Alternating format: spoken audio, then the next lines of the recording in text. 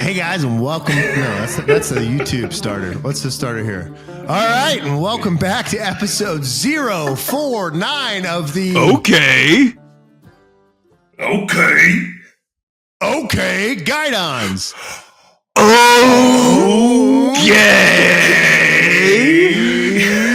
Podcast powered by the Strength Co. I'm your host, Grant Broggi. The price of Bitcoin is $95,680. We got Mr. Jeff Buege, major type, coming in from Utah. And of course, Robert Gottlich III, commonly known as Trey, from the great state of Tejas, a real Tejano there. Tejano. When he dies, put him in Texas. He was basically a child of the Alamo. Today's date is December the 3rd in the year of our Lord 2024, and we are recording from the beautiful upstate of South Carolina by way of Utah and Texas. The show may look a little bit different. That's because I'm moving. And no, we did not just talk to each other for 30 minutes thinking that we were recording when we weren't. No. So there was a long rant about me moving. That's not going to get reset because it's off my chest now and I can never replicate how I felt. But I am moving my family back to California because I'm deploying next year. With your friend. So putting with my friend. It turns out my friend wanted me to come. And so we're going together. And so we're moving. The block height is 873148. Sure. Shout out Zach Copley for the block clock. My house is empty. I still have my camera, still have my TV, still have my horns, and I still have my podcast. And what happens to the podcast? Well, let me tell you, good things never die. That's not true. But we're going to do everything we can to keep it alive. It just may be a little less frequent, but we got a goal. And the goal is that we're going to make it to episode 52 on a weekly basis. So we got we got 3 more to go and we'll be there. This is 4-9. We're here. Verified. 3's up. Yeah. So I'm moving. And basically what we talked about when we thought we were podcasting, and I'm not a professional, shout out Nate, Big Nate, longtime listener, never been a caller, but hopefully soon. He always says, brother, we are not professionals. We are not professionals. And I did not click record, but basically I just complained about moving everything into a pod, and the original pod was too small, but I realized it early enough that I was able to change it. And now the pod is perfect and it's full. And I just have a few more things to do. And my dad was a great help. And I don't think I said anything beyond that, right? That was pretty much it. That was pretty much it. One blessing. We're a big fan of moving. Yeah, big fan. One blessing. There was a little note in the Slack. It was hand trucks versus dollies that did not get covered. And I didn't want to go back to the subject after the rant because I felt like you kind of had said it all at that point. But it was quite a rant. Now we get another go at it. Oh, I like that. So first of all, what do you call it, Trey? What, hand truck or dolly? Well, let me be specific. And this is going to shout out to some Instagram comments. There's 2 wheels. Okay. There's a flat piece on the back, on the bottom, and then there's like an upright, and you put boxes on it and you roll it around. What do you call that? Yeah, hand truck, right? Hand truck. Yeah. Okay. I mean, you probably never thought about this. Okay. So I think dolly too. Now, are you talking about the long one? Well, there's also now I'm team hand truck, but you can also lay it down. Oh, dude, to pull up another set of uprights. See, that's a hand truck to me. A dolly is where it's just 2 wheels. It has a short lip. So this podcast is powered by the Strength Co. and it's sponsored by BW Tax. Don't let me forget about the helmet guy.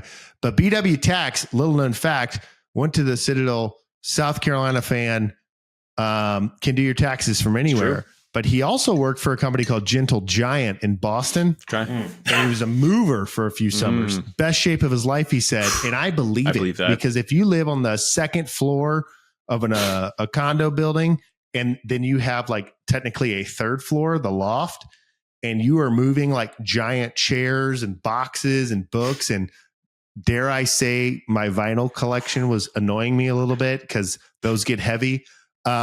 You will be in shape. Yeah. Anyway, I say all that to say, I asked him to borrow a dolly. He comes to BW Tax. He's like, yeah, I got 2. I'm like, perfect. And he brings those like wooden things with 4 casters on them.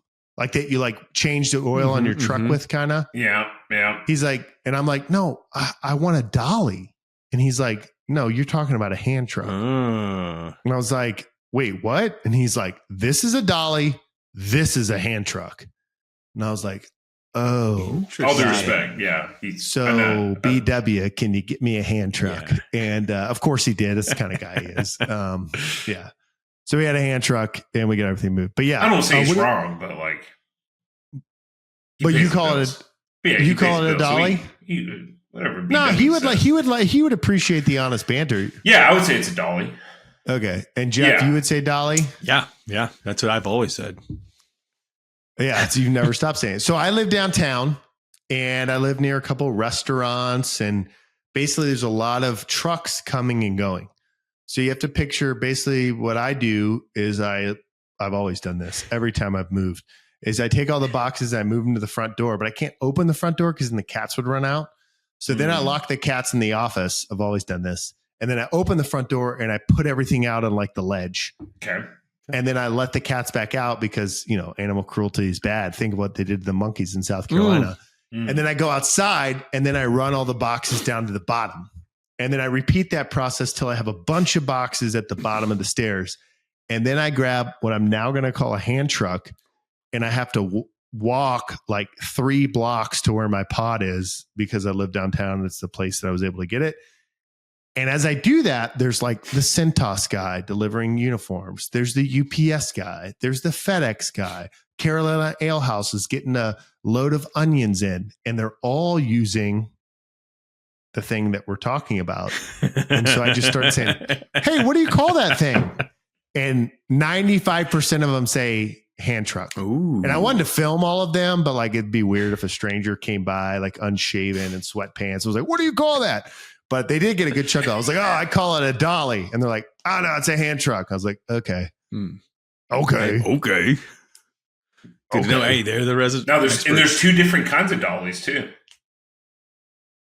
Well, there's Dolly Parton. That's true. That's true. I was talking about, have you seen the ones for like appliances? So it's a 2 different hand trucks. I think it's a hand truck.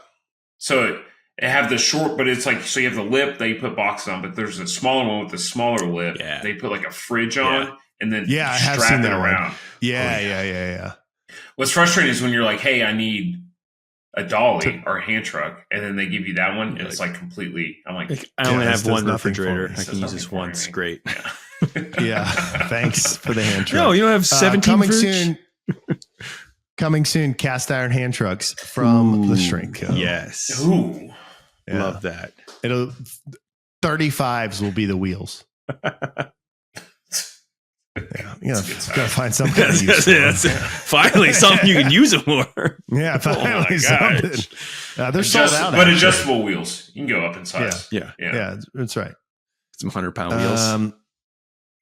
Well, I feel like you got to touch on the cast iron plates or the pans. We got to talk about the pans. I think my bad. Not that we were talking before. But if we were, I think Jeff should hit his first slide, and then we go into the transition. Oh, yeah. So I forgot the dress rehearsal. Yeah, that slide made a lot of sense to me. Okay, so first slide, really important one. Just for the listeners, for Grant and Trey, truck nuts are alive and well.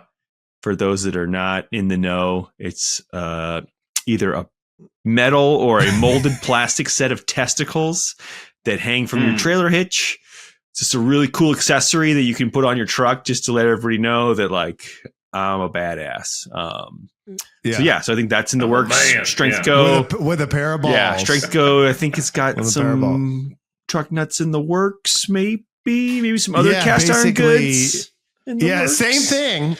Same thing. Cast iron pans are live. 12-inch cast iron pan. Yeah. What is segue? 12. It was better the first time when I was like, truck nuts? Are these like peanuts? Which kind of works. You know what I mean? Yeah. Anyway, cast iron pans live on the site for pre-order. Doing everything we can to have them to you by Christmas. No promises. They did move from the foundry to the machine shop today because it will have a machine cooking surface, which means that it'll be easier to clean and smoother, and you'll be able to grab it with one hand and flip your 4 eggs over hopefully 6 eggs if you're a novice, and cook those bad boys up. Once it leaves machining, it goes to our coaters, and we're going to factory season it for you. Grapeseed oil, you'll still need a little bit of work in there to make it work. First few times, you have to clean it nice. Trey, do you have any like cleaning techniques? You're a big cast iron guy. Yeah, I do. Okay. I thought you might say that. Yeah, I thought you'd bring this up. I know you've always this said actually would be. I don't know if you've done a video on this, but it actually would be a very helpful video. So cleaning it, what I always do is I've always done this. So you cook with it, right? You're cooking your ribeye, cooking your eggs, whatever's in there. Finish cooking, and then I let it cool down. Bring it over to the sink. It has a little bit of particles in it.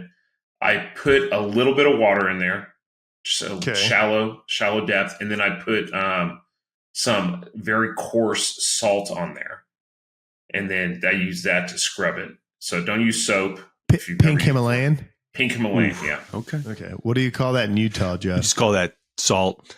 Got the lake out back. We just grab a bucket, get some salt. You just call that lake. Call that sediment. Go out to the lake. It's time for me to clean my pan. Give me some of that lake dust. Pink Himalayan. Now I use that and I scrub it, and that usually takes up everything. And then once it's clean, all the particles are off. Bring it back over to the stove.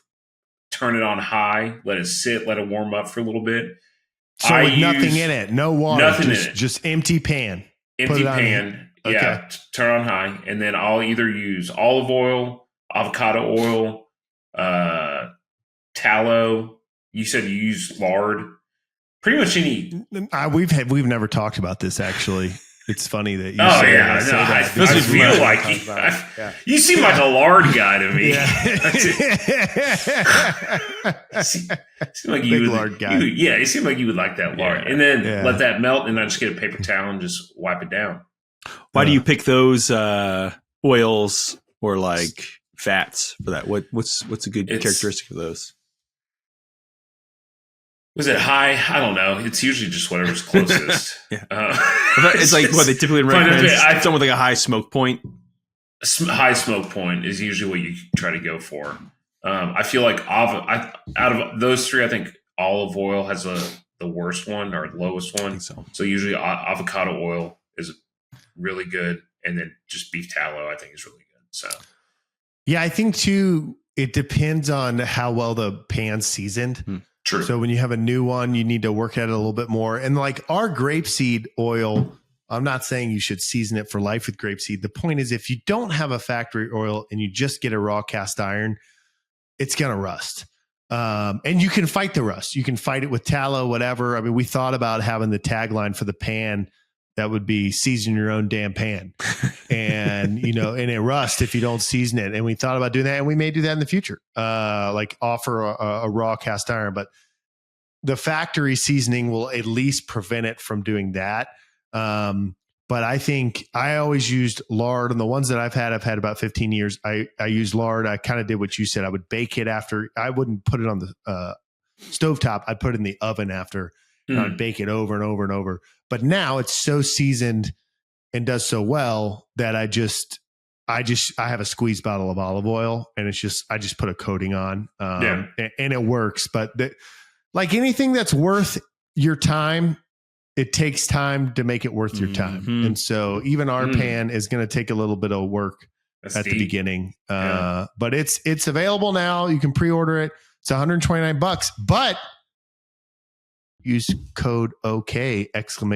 All caps, save you $19. There's 300 pans. There's 325 subscribers. The way I see it, I need to call the foundry tomorrow and make some more pans. At least 25 more. Yeah.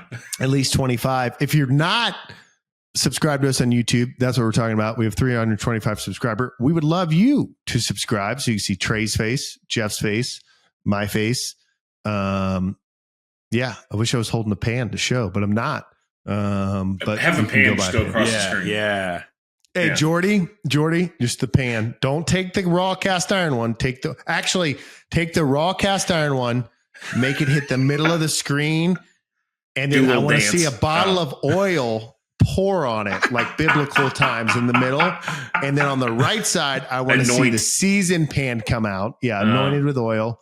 And then I want you to make a reel about it. Okay. You got it, Jordy. PJ. Dang. Yeah, PJ. I'm sure he loves that. Dag. Oh, he loves it. Yeah, he loves it.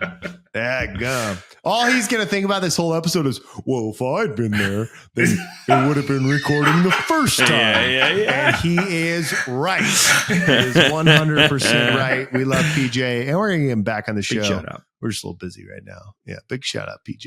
Good slide. Good slide. Yeah, balls of the core and cast iron pants. Love nice. it. Okay, typically this is kind of around the time. If you're a longtime listener, we get Trey's amateur lifting updates, but now this is kind of a slot where we're gonna put in an amateur lifting question. So Trey's, I got a good lift in this morning. Oh, okay. Let's hear about it. Oh my goodness! I assume too much. I assume too much. Freaking dang! Squeeze me. Okay. I remember this was me this morning. It was 5 a.m. I go. I need to lift, and I just got up. Daddy's got to lift. Yeah, brother. And so I tried to get one in before them gals woke up. Love it. Yeah. So I didn't. I just got some squats in. It was beautiful. It was good. It was good. 3 sets of 5. I think I did 255. Love it. That's solid. Love it. Yeah. I woke up like that. What's today? Today's Tuesday. When you listen to this, it's Friday. I woke up Monday. My dad had gotten into town late Sunday night. I didn't even see him to help me move. And I woke up and said, I need to lift. But mornings are like when I take Isabella and walk her around and steal hotel coffee. And so I was around. So I called Dad. I'm like, hey, are you up? He's like, I'm up. I'm like, can you push the stroller for like 40 minutes? I need to lift. He's like, I got you. So he gets the baby. He's walking around downtown. And I told him, I was like, you can steal coffee from here. You can steal coffee from over there. You can steal coffee from over there. Borrow. It's been so long that since he's had a newborn, he walked all the way back to his Holiday Inn Express. I found this out later because he's like, well, I didn't want to walk into a random hotel.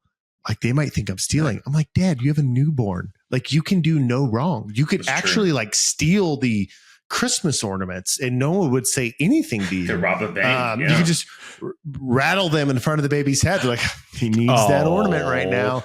Yeah. Look at that, Dad. Look at that, Grandpa. Anyway, so I went and I lifted and I did, I don't know, 360, something like that for 3 sets of 5. I was in there like 25 minutes. And then I started running boxes up and down the stairs, the vinyls, the books and everything. And I was like, why did I squat this morning? That was your workout. That was a legitimate workout. That was so dumb, but I did. I lifted anyway. I thought running boxes was like a term that I'm like, is that like a workout running term? Boxes. Movies. Yeah. Yeah. If you want a good workout, call me. You can click below, buy me for a consult and help me move. Great workout. I'll encourage you the whole way. Hell yeah, brother. You got it. No. Set your back before you pick that box brace. up. Brace the core. Brace. Okay. I know we Valsalva going down these freaking stairs. Anyway. Well, hell yeah. So I got a little lift in. So it was nice. Love it. Trying to get back into some sort of routine, man. Yeah. Good stuff. I think the morning's my best bet. Lifting question. Lifting question. You got a tax question. Call BW. Oh, yeah. You got a lifting question. Call Grant. Oh. So I had 2, man. I'm trying to figure out which one or 2 to go with. Did we ever vote? Or y'all? I think y'all just ignored me. No, you just go for it. I haven't even looked. I like number 1. I've been busy moving. Yeah. So the number 1, talking about bracing, importance of bracing properly. Does it prevent injury? And like, would a core exercise help you out, like in bracing at all, like whatsoever? And then it's kind of this question all over the place. But then, like, as you get heavier, the importance of bracing. So I guess there's a roundabout way of asking, like, hey, as you get heavier, the importance of bracing so you don't injure yourself, and is there a way to like strengthen your core to make a better brace, essentially? Okay, I think I understand. Okay. Hey guys, it's welcome all over back. the It's place. Graham. You're messing. Oh, sorry, my bad. And action. And monkeys. Hey guys, and welcome back. It's Grant Broggi from Strenko. And today we're going to talk about bracing. Is bracing important? Should you brace when you lift heavy? What about when you get to heavier weights? Does bracing become more important, less important? What is bracing? If you like the video, like and subscribe to the channel. Okay, cool. Now we can just be cool, but now we basically, you nailed it there. Yeah. I would say for bracing, okay. You also want to know if core exercises are important to make you able to brace. Right? Yeah, man. Yeah. So essentially, let's start off with this. What's your body doing whenever you brace? Start off with that. So the thing that you want if you are a new lifter or like a, somewhat 3-6 months into it is you want to avoid your back moving a whole bunch under a load. So if you come to me and I say, hey, I'm going to teach you how to squat or deadlift, I'm going to teach you how to set a neutral lumbar. We have videos on this. You can go look at it from our squat camp in Charlotte. Recently, we did one. Coach Nick Delgadillo talked about it. We have a bunch of videos on this. Put the squat video there, PJ. Put the other squat video there. Put the deadlift there. Put the Valsalva video there. Yeah, we got a lot of videos on this stuff. Yeah, your head's spinning right now. I get it. No, but what we're trying to do is teach you how to hold a neutral spine. So there's a little anterior pelvic tilt that you have to learn in the squat, which is the same thing in the deadlift. It just feels different. Once your low back goes into a little bit of extension, so like your lower back's round a little bit. And then when you take a big breath of air in and brace your abs, it goes into a neutral position. And what you're trying to do is contract your abdominal muscles so hard that your low back doesn't move around while you are under load. So do you need core exercises to do this? No. What I would say is you need to start intelligently at doing this. So that would mean, hey, what load can I brace my abs and hold my low back rigid as I do a set of 5 squats? Maybe it's 135 pounds. Great. Do a set of 5. Then do 2 more sets of 5 and then call it a day, move on to your next lift. And then as you lift each time and you're going up by 5 pounds because you're a new lifter and you're trying to get stronger, your core is getting stronger because you are doing these things. Now, I think where the point of contention or the argument would be made would be if you see someone pulling something very heavy and you see the low back start to round. In my early coaching days, I would be very against this. I'd be like, stop, take weight off. The low back has to be rigid. What I think now is if you start, let's say your squat at 135 pounds and your back's perfectly rigid, and you all the way up 225 pounds and it's super rigid, but now it's like really hard and really slow. And then you go 230 and I don't know, on rep 5, you see a little bit of break in the back. And then you go 235 and on rep 3, you see a little bit of break in the back. What I'm looking for is you not relaxing. So as long as you are bracing the abs to try to hold extension, then you're strengthening the core and you're making sure that the low back is not moving too much. So like in the deadlift, for example, you'll teach someone how to do this correctly. And this generally only happens if they're lifting well and they're adding 5 pounds, they're doing sets of 5, and they're like, I want to pull a 1 rep max. And then they're about to pull a weight they've never pulled before. And so they jerk it off the floor and the low back rounds out and they never try to hold it. So what I'm looking for is for you to brace the abs and try to hold it. I do not think that you need additional core exercises. I think that I have enough muscle in my belly to have a 6-pack if I didn't eat so many cheeseburgers, right? Like the reason isn't because my core is not strong. My core is very strong from squatting 400 pounds over and over and over. You don't see abs because I eat like a jerk because I'm moving. So I don't think you need additional core exercises to strengthen the back. I would also say that, if you watch strongman competitions or other things or people that lift stones, which is generally strongman, you'll see these rounded back pickups. You also have to remember a guy doesn't just wake up and pick up a 300-pound stone. I mean, some people do, they're called half Thor, but most people don't. So that means that over time, they have set their back in extension and gotten strong, and now they can go lift this thing in this, with a rounded back or whatever the case may be. And there's other things to that. But what you don't want is under a load, get to the bottom and let a whole bunch of movement happen. I don't think it's the end of the world. You're not going to break your back. If you tweak your back doing that, you're going to go to the doctor or the chiropractor, and they're going to tell you have bulging disc. Everyone has bulging disc. I wouldn't freak out about it. But yeah, I don't know. Did that answer your question? Yeah, basically, man. I guess the heart of it was like, do you think like additional core exercises would help? I don't. And it sounds like if you continue to do it in all your lifts, that it just strengthens naturally. Because you're doing it when you press, you're doing it when you squat, you're doing it when you deadlift. You should be doing it when you bench, and like your core is just going to get strong. I don't think you need additional core work. I don't think you need to do planks. I don't think you need to do sit-ups.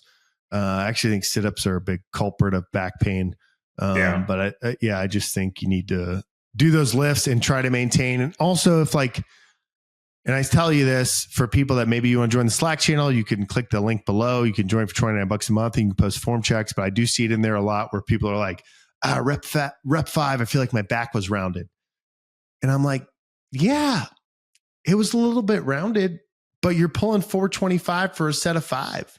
Like you're fatigued, but I can tell that you are trying. That is different than when you see a guy jerk a bar, or like you can tell when someone's not trying to contract the abdomen to set the back. Mm-hmm. And if you have a little form breakdown, I really wouldn't worry. I used to worry about it way too much. It's not the end of the world. No, not at all. No. And that's not like you're not against having like auxiliary exercises that would help other lifts. Yeah. It's just you just don't think it's necessary. I just don't think like specifically focusing on the core is worth it. I mean, I go back to the same dead horse that I've killed 5,000 times. And I just say like, man, if you would just, not you, but, or you or anyone, if you just squat 3 times a week and brace your abs, like you got to learn how to do it. But then at the same time, you don't need someone telling you how to do it every time. But if you learn how to do it and it's heavy and it's hard, like your core is going to get strong. Yeah. And I think it'd be fine, but like, I don't think, hey, I'm going to ditch a squat exercise to do planks or ab wheels. And I'm also not saying that those things are bad. I just mean you doing an ab wheel is not going to take you from a 450 pound squat to a 500 pound squat. Yeah. Like, that's not going to be the difference maker. So anyway. For sure, man. Good slide. Love it. Good question. Good question. If you like the video, like and subscribe to the channel. Great question. Let's see. I feel like do we want to save college football for last? Make the listeners stick around? Let's just never what other slides you got? Wait, is it out? Yeah. Did it come out? It did come out. Yeah. So the new poll is out. Yeah, you got hosed, man. Did we get hosed? Yeah, South Carolina. Man. I think we got to talk about it now because now I'm looking. Okay. 14. You still got time. There's still one more week. Well, these championship games are going to shake some things up, I think. Man. Alabama's still in. Yeah, that's interesting. Okay.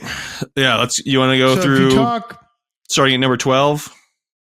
Yeah, I say read them off. No, I just want to talk about how it relates to South Carolina, but no, I'm just kidding. Yeah, go from number 12. All right, so number 12, garbage conference representative here, University of Miami, 2-loss team. I mean, so are they in the ACC championship, and is it against Clemson? No, I think they're out. It's SMU and Clemson. Yeah. So since Miami lost to Syracuse, that kicked them out. Yeah, you got Clemson in. Joke conference. That's what the Syracuse coach was being interviewed at the end of the game. He's like, "Hey, I'll be waiting for Dabo's phone call to thank me, just because he got him into the game." Love it. I love that. Funny. Loved it. I don't know. I don't even know what to think. I'm in shock right now. I mean, so they're going to play SMU, and if they lose, Clemson loses, they're out. No, Miami's not. So Miami's done. Miami's done, and unless if they stay in the playoff, they'll keep playing. But they don't have any more games. I think they're in. I mean, what would have to happen for them to not get knocked out? So you would have Clemson. Let's say Clemson wins the ACC. Let's see that. There's no way they're jumping from 17 to 12. Well, it's an automatic bid if they win the ACC. And so if like ASU, if Arizona State wins the Big 12 at 15 right now, they're in since they're a conference champion. Yeah. So that's why South Carolina, you just need to move to the Big 12 for a season, get you Get you into that playoff. Yeah, get you a chance. Get you Move to the playoff. ACC, Dude. man. All right, we got another week. Let's go on to the next team. Okay. Number 11 is Alabama, 3-loss team. Kind of a unique feature. Kind of like South Carolina. Yeah. So here's what I would say to you. Alabama beat Ole Miss. Yep. Ole Miss beat the brakes off South Carolina. True. Alabama got the brakes beat off them by Oklahoma. True. South Carolina beat the brakes off Oklahoma. It's toss up. South Carolina lost to Alabama by 2 on the road. But they have another common team that I'm forgetting that we beat and they lost to. Yeah, I don't know. 9-3. Here's the thing, man. I think if you're not in at this point, unless you're in a conference championship like Clemson, I think you're out of the playoffs, unfortunately. And with Ole Miss currently ahead of you. Yeah. But I think Alabama's on the verge. Like, if, let's say, Clemson wins, I think they'll move Alabama down. Yeah. You know what I mean? Yeah. Which is silly. That's why I think Miami's out. Like, they're 12. And so you think if Clemson beats, well, then I have always been the biggest SMU fan. That's where George W. Bush went to school. What are they? The Mustangs? The horses? Mustangs. He didn't go to school there. He has a library there, but he didn't go to school there. Same. To Yale. What's their mascot? I think the Mustangs. It's a horse. Pony up, baby. Mustangs. Yeah. Oh, man. Pony I've Express. always loved SMU. I've never loved anyone more. I hate the Taters. Dude, same. Go, pony up. SMU's playing good, man. Pony they got up. a quarterback, so. All right, so then moving up to number 10, the Smurf Turf boys, Boise State. I think they're in. So who are they playing in the Big 12? So they're in the Mountain They're West. Big 12. Or Mountain West? They'll Sorry, play it's confusing UNLV. these days. UNLV and Boise State. Who's good? Number 22. That's not an easy game. Good team. That's not an easy game. They've already played, too. So UNLV wins. Boise's out. I thought that was an automatic bid. I could be wrong. I mean, I think it's. But I thought. Well, I don't think. No, it's just the Power 4. Well, I don't think it's. It's top 4. It's like what, highest ranked college or conference champions or something like that. So it's the conference champions, and then I think after that it's just a crapshoot. But so UNLV beats Boise. That could open us, and SMU beats Clemson. That could. Yeah. That's a scenario. Maybe yeah. Because then I don't. No, you'd want Clemson to beat SMU. No, because you said that was not. That's right. Yeah, they would be in the. Yeah. Ooh, interesting. I don't know. That's tough. Moving up to number 9. Go to my favorite school. Indiana, I love that school. Whenever I think college football, Indiana, first thing that pops in my so brain. glad that they're just gonna get. They're just gonna be in the. They're just gonna get smoked. Absolutely smoked in the first round. They haven't played anybody except Ohio State, and they got smoked by them. What number are they? They're number 9. 9. All right, who's number 6? Number 6 or 8? That's who they would play. Hypothetically. Currently Ohio State. Yeah, so they would play Ohio State again. Number 8, SMU. Pony up. My ex has blown up all about South Carolina. Ugh, sad. Anyway, pony up. Yeah. Oof. Beat the Tigers. Beat the Taters. Oof. Hate the Taters. What do we want? Number 7, Tennessee. Again, I'm not really sure as a team. I don't know. I don't know about that either. Yeah. That's tough. At 7? Yeah. Whatever. 6. They should be in, but I don't know if that high. Yeah. So Ohio State has a 6. Ohio State has a championship game, right? They must. Ohio State, yes. No. Oh, no, you're right. Yeah. Oregon and Penn State are playing. Yeah. For the Big Ten. Yeah. So Ohio State. They lost to Michigan. They lost to Michigan. They were out. If you're in right now and you're not playing, you're in. Yeah, pretty much. I think so. Yeah. Pretty much. So yeah. Okay. So then like these teams that are Georgia, and Georgia's playing Texas. Yep. The eyes of Texas but are upon them. I think if Georgia loses, how many losses would that be? 3. 3. They'll drop them down to 12. Like, they're not leaving Georgia out. They're not leaving. Yeah, they're not gonna hold the championship game against you. We'll see. Yeah, Time will tell. I don't know. With that third. Number 4, everybody's favorite, the Fighting Irish from Notre Dame. Just unbelievable. Unbelievable. You squeaked by A&M. Jesus took their wheel. Dude, I'm so mad. They're gonna get blown out, and then everyone's gonna be like, "Oh." You know what lives rent free in my head right now? Remember we were watching the game and the that leprechaun girl at the Hyatt. Remember that girl who was just like mean mugging us the whole time? Yep. Yeah. She was super mad. And her boyfriend was like about 110 pounds and he never drank milk in his life. I'm pretty sure he lives off of soy and not soy milk, just like soy.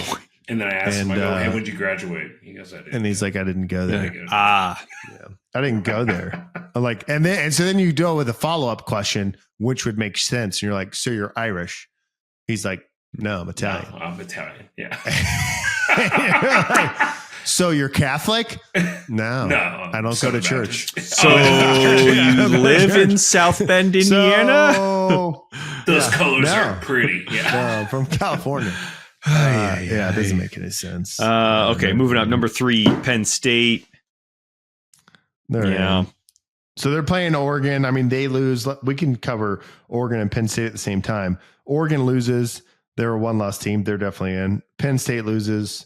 They're a 2-loss team from a national champ or from a conference championship. They're in. Texas is in. Yeah. So really the only person that could potentially drop is Boise. And is Indiana in a championship? Nope. We talk? No. So Boise's the only thing that could shuffle some things, in my opinion. So. And if you look at it, then Ole Miss just moves up. Unless Miami loses to Clemson, but Clemson gets an automatic bid. Miami's not playing. We're not saying that. Yeah, Miami's not playing. Sorry. You really want them to play. Big Miami guy. I really want Yeah, because it's just weird to think of SMU in the ACC. I think that's what it is. Well, it's just it's just also really weird to think of South Carolina jumping Miami when neither of them play. Yeah. Well, maybe there'll be some. So really, we need two teams to fall out, and the potential is essentially Boise. Yeah. So Boise does not earn the Mountain West does not earn an automatic bid. Yes. So that gives you one spot. Once if you kept everything the same, that moves South Carolina up to 13. But there's not really any other shuffling. Yeah. Who's Notre Dame playing, or they're not? No one. They're independent. So there's not a conference, right? Yeah. So Oregon's playing Penn State. They're both in. Texas playing Georgia. They're both in. Maybe you drop Georgia out if Texas beats the brakes off them. Maybe. But I still think they're a 10-win team compared to South Carolina. To me, if Clemson absolutely bulldozes SMU, like that's true, goose eggs them, like it's nothing. I think and then you say South Carolina beat Clemson. But is the ACC an automatic bid? Yeah. Yes, they do get on. So Clemson will be in, but then your argument is like, should South Carolina be in over SMU? Yeah. How far will SMU? I think they would drop. They should drop significantly. But then does that just bump Ole Miss in? Yeah. Probably. I don't know. Yeah, that loss Ole Miss is what hurts. It's fun. And a convincing loss. It's fun. It was, They were. My argument would be that Alabama's ahead of us, not Ole Miss. I know Alabama beat us by 2 points, but it was Missouri. The game. Vandy and Vandy. They lost to Vandy. And we crushed Vandy. Interesting. Did y'all play Missouri too? Yeah, and we beat them. So if you look at common teams, well, I mean, we didn't beat them by much, but we beat them. Yeah, I don't know. Interesting. Anyway, Bama. It's the Bama bias. It's going to take a few years to wear off. You might get the Sugar Bowl. Dude. Yeah. Well, that's sad. I don't know if that was depressing going over those scenarios, but there was something not depressing from this last week of college football, Grant. You attended a game in person. I want to hear about that experience. Yeah, only game. Yeah, no, it was good. My brother Jordan talked me into it, and I was in the middle of the move and post Thanksgiving and all that stuff. I was like, you know what? I'm going to do it. And the noon game was perfect because I could get up, I could do baby morning routines. Middle of the day is kind of like our high point where everyone's the happiest. And then I could go and come back, and I was home before dark. But I will tell you, one, Death Valley sucks. Okay. Never been to a stadium that it's so hard to get into. It's not loud. And obviously I'm a Gamecock fan, I'm biased, but it's really not loud because it's so open. It is very open. And also, and to Clemson's credit and the Gamecocks credit, Clemson was very nervous. You could tell they were nervous from the start. So that might have affected the noise, but it wasn't loud. We were upper deck, but decent seats. We were right above the South Carolina band. Nice. They got 22 tubas now. I remember my first game in '96. I think we had 3 tubas. Now we have 22. It's amazing. Wow. Big tuba. Wow. Here. Counting the tubas. Tubas, yeah. Tuba inventory over here. With the tubas. Linear progression of tubas. I love the tubas. We have 1 tuba a year. The tubas, though, they just crush it. But anyway. I think it's a sousaphone. The first 3 quarters. Yeah. It's a hand truck dolly kind of thing. Yeah. So you put the tuba on the dolly and then you move it to the hand truck. Yeah. The first 3 quarters were boring. I'll tell you that. I mean, obviously I was excited. Yeah. I was happy to be at a football game and watching, but it was boring football. It was, we drove down the field, fumbled and back and forth. And then the fourth quarter, they finally started just giving it to Lenoris. And what was interesting, I'll just recap the last 3 minutes is, he goes down, I think it was 3rd and 12. And I remember saying to my brother, I was like, there's almost not enough room for him to Michael Vick it up. And we got that false start. And of course, my brother's all upset, but then now it's 3rd and 17 or 18 or whatever it was. And it was literally okay, I'll run over here. And he scored. And so then it's game over. And then it's 25-yard pass, 25-yard pass, 10-yard run. And you're no, man, they're going to kick this. And then you're man, there's 16 seconds left and they got a timeout. They're going to have 3 shots at the end zone. And the Gamecocks picked it and it was great. Yeah, it was an absolutely great victory. I was there with my brother, my nephew, who's a freshman at Georgia, and he had been at the 8 overtime game, which we should talk about the night before. Oh, so he was there I think he got to my brother's house. What a great football weekend for him. Yeah. Oh, he was there 4 a.m., went to bed, got up at 9, drove to, Clemson to go to the game, and my other nephew, Luke. And so, yeah, it was really fun to spend time with them and to win. I think I've been to 6 or 7 games at Clemson. One of them was A&M while my sister was in school.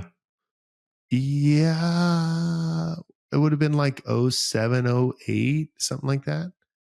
Oh no! See, I think you smoked them actually. See, I was thinking about the most recent one. Yeah, no. My sister was in college and I went, so it would have been sometime June 06, 08. I think you won pretty handedly. But a couple Citadel games there, and then I've been to 3 South Carolina games there, and I'm 2-1 at that stadium. But yeah, it was great for a W. Always great to beat Clemson, and then you drive home.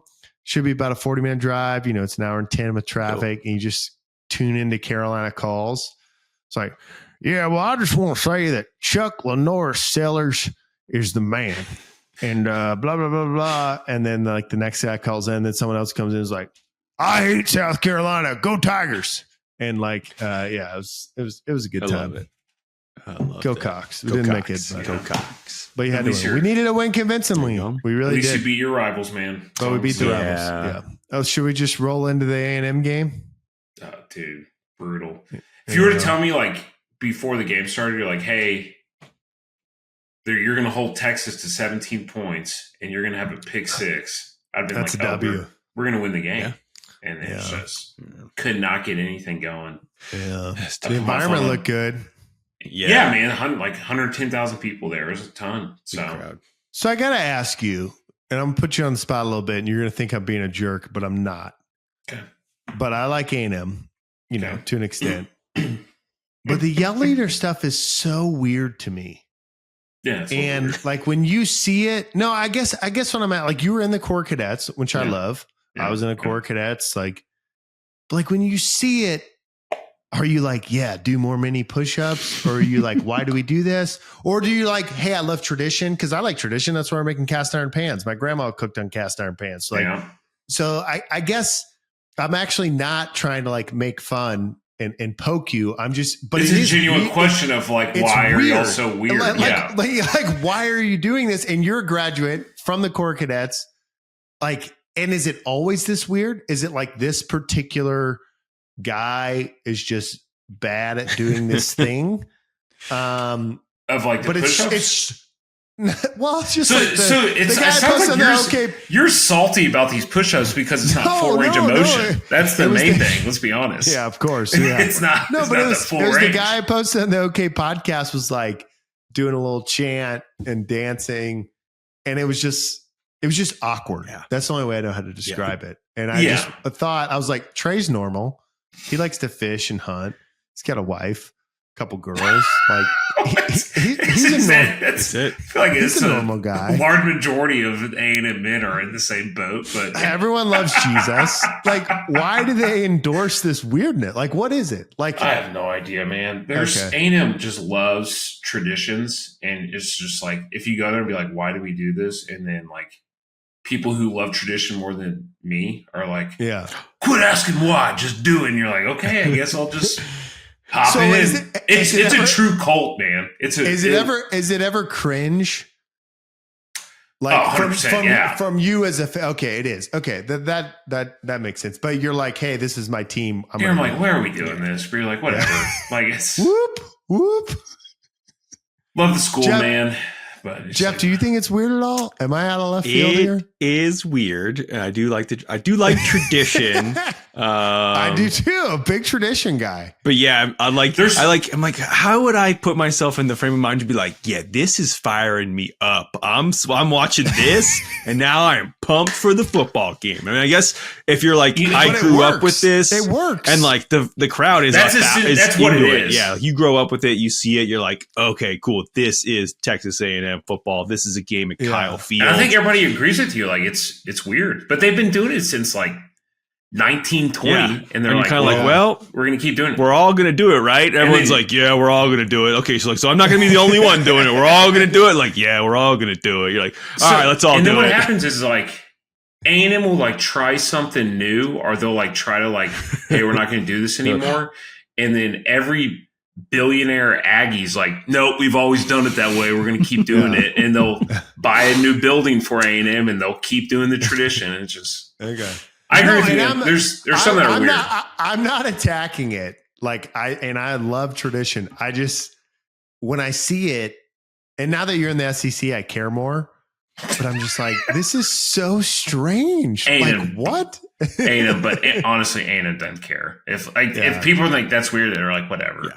Yeah, which is a cool identity. Yeah, too. Yeah. Like I said, there's really cool traditions that I really like that they do there. Like the cool ones they don't even talk about, like on TV. Like what are some of the cool ones? Actually, let's just validate for some of the Aggie fans. I think like Silver Taps is really cool. And Silver Taps, they do that like the first Tuesday of every month. Any student who has died like the last month, they do like a you go out there and like you have candles and like moment of silence. They do the 21 gun salute, and then South Carolina we call that a vigil.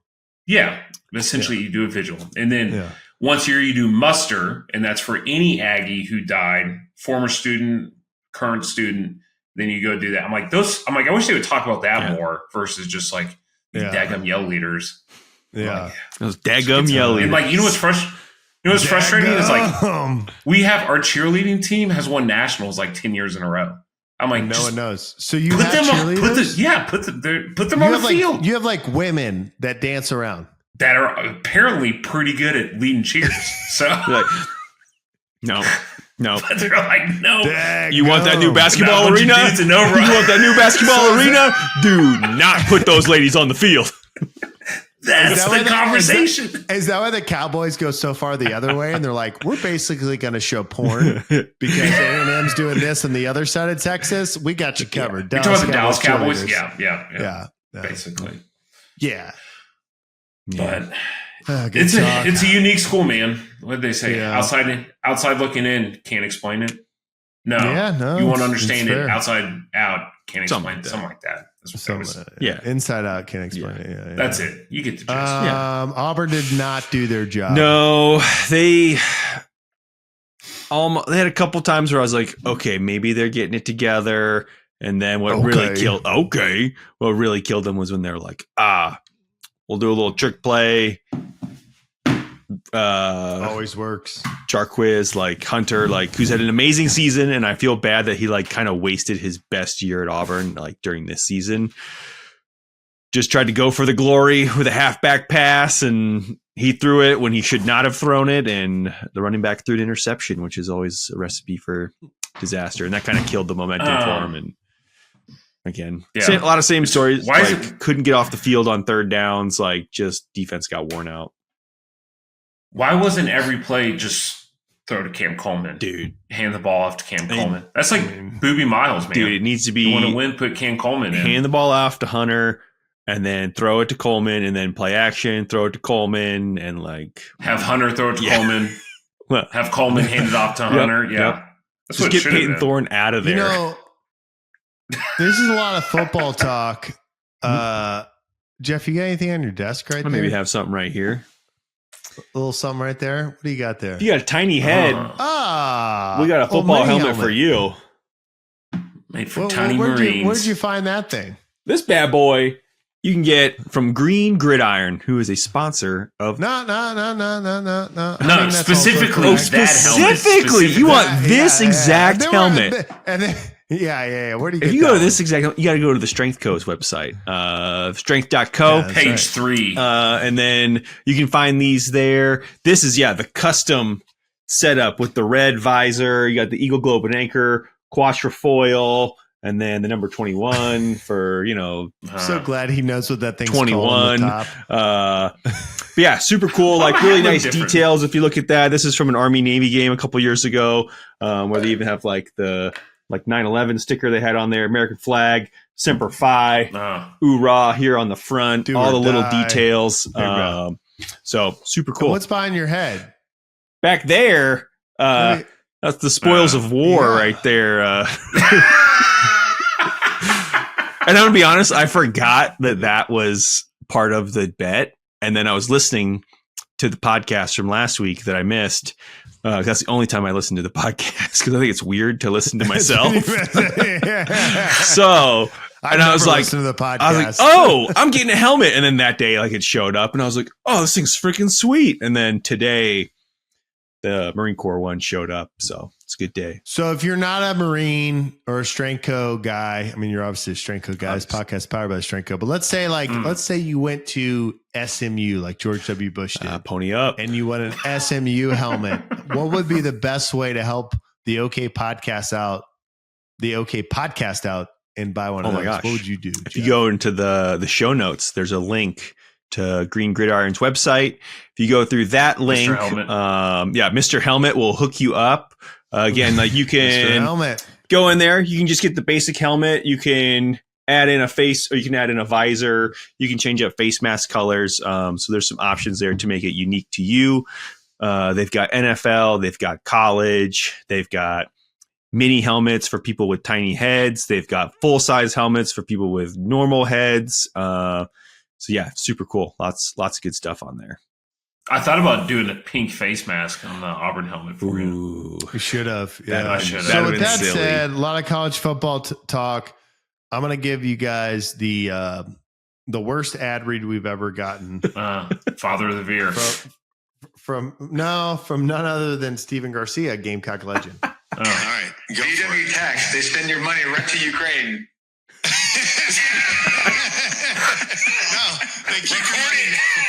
They keep your money coming from Ukraine.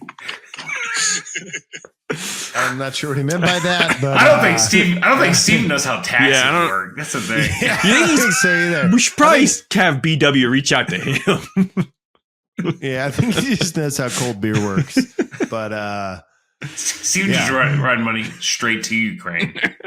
Yeah, straight to Ukraine. BW Tax, take your money and go to Ukraine. Yeah, interesting ad read. But BW Tax, New Year taxes, and it is December. And I'll tell you, my friend that's deploying, what I told my friend, he's over a bunch of his friends, and he told all his friends, listen, don't not do your taxes before you leave, because once you hit 29 Palms, you are running and gunning, and the next thing you know, it's March 15th, and you may not be a Marine. You may not be doing ITX. You may not be in 29 Palms and 10-degree weather shooting artillery. But you know what happens after the new year? You get busy. You have new goals. You got new gym goals. You got new work goals. And all of a sudden it's March 15th and you haven't done your taxes. And if you want to be scrambling for a CPA on March 5th, then you're an idiot. You don't want to be that person. You want to start calling BW now. The warm bodies will always answer, and they'll do your last minute taxes. But I'm telling you, get ahead of the game. Call them now. For all you know, you rate an extension. Hey, maybe you're a Marine deploying. Guess what? You rate an extension. Maybe you're just a regular old civilian. But call them now. Don't be the last guy. Don't be the guy calling at the end of Cyber Monday asking for pickup in Santa Ana, California, because the owner's going to tell you no. So, just get on your taxes early, and there's no one better to call the BW Tax, bwtaxllc.com. That gum. That was a good ad read. Hey, are all deployments, or is it just combat deployments, are tax-free? Did I make that up? I don't know why I thought if you're getting paid, what do you mean by tax-free? I'm pretty sure the taxpayer pays a lot for the deployments. The money, your paycheck as a Marine. Yeah. Is that tax? Or is it depends? It's like I think Jeff will be able to tell us better, because I don't remember when I was in Afghanistan. But I think portions of your pay, like I'll get CPay, Jeff, and I'm pretty sure that's non-taxable. That sounds right. Like there's portions, but I think like your basic regular pay is always taxed. And any kind of add-ons you're on, I think, can potentially be untaxed depending on the situation. So I think like CPay is untaxed. Yeah, that sounds right. But I know. Portion. I don't know what the current status is, but I know that if you were like in the CENTCOM area of operations, so like the Middle East, there's like some like thresholds of like for 14 days in a 2-month period or something like that. If you like hit that wicket, then whatever pay like periods fall within that don't get taxed. Like if you're deployed there the whole time, then your base pay is not taxed at all. So like you're just getting all that. And there's some stuff for like, what's the savings deployment program where like you can like put money away and it's like not taxed, and then you can put it away it incurs interest, and then when you pull it out, whatever money you put in while you were deployed, it's like a Roth. Yeah. But you can pull out and while you were deployed, like you can pull it out immediately and it's not taxed, but it gained interest. There's like some weird. Oh, and you don't pay a penalty on it for pulling out. Yeah. There's some like and it's the interest rate's like pretty high. Yeah. Really? Yeah, I want to say it's like. I mean, it's not as high as Bitcoin. No, sir. Yeah. 95. It went down. Might as well sell. Get rid of it. 890. Yeah. This is for the hodlers. All right. What else we got on the slide deck? Well, let me give a quick monkey update. Yes, I did go home for Thanksgiving. I don't think we talked about Thanksgiving. Say holiday update. We didn't. Holiday update. First time driving for multiple hours with the baby. Went pretty well. And we pulled into Point South, and we kind of did a thing. We were busy. I don't know if you know this, I'm a big moving guy, but we were starting the moving prep. And so I just said, hey, let's just leave at like 9-10 p.m. and stay in a hotel on the outskirts of like where my parents live. We'll land at like 1 a.m., but like you can do the whatever, 9:30 breastfeed, whatever it is, and then we'll hit the road. So that's what we did. So we got down there and it was pretty late, but because of where we stayed, usually you exit 38, hit Old Sheldon Church Road. If you're from South Carolina, you know what I'm talking about. and you pass the monkeys. So we didn't. So then on the way out, Elon was like, hey, go back the same way you came and hit this supercharger. And I'm like, I don't want to hit that supercharger. I want to hit the one at exit 58 going north so I can pass the monkeys. So I did. And then I had this like thing where I was going to stop and take a video for the OK Podcast Instagram reel, but the baby was crying, which is like, if you want to make sure your wife's happy, make sure the baby's crying, because that always just makes everything happy. And there was 2 cops parked at the gate. Ooh. And I was like, I'm going to like pull over an electric vehicle, make a video while the baby's screaming. My wife's going to love that I'm doing that. And the cops are going to be like, what are you doing? So I didn't. So I took a photo, but it's kind of blurry. I'll post it. You know what? I'll put it in the stories Friday at about noon, like 3 hours after this drops and people have listened.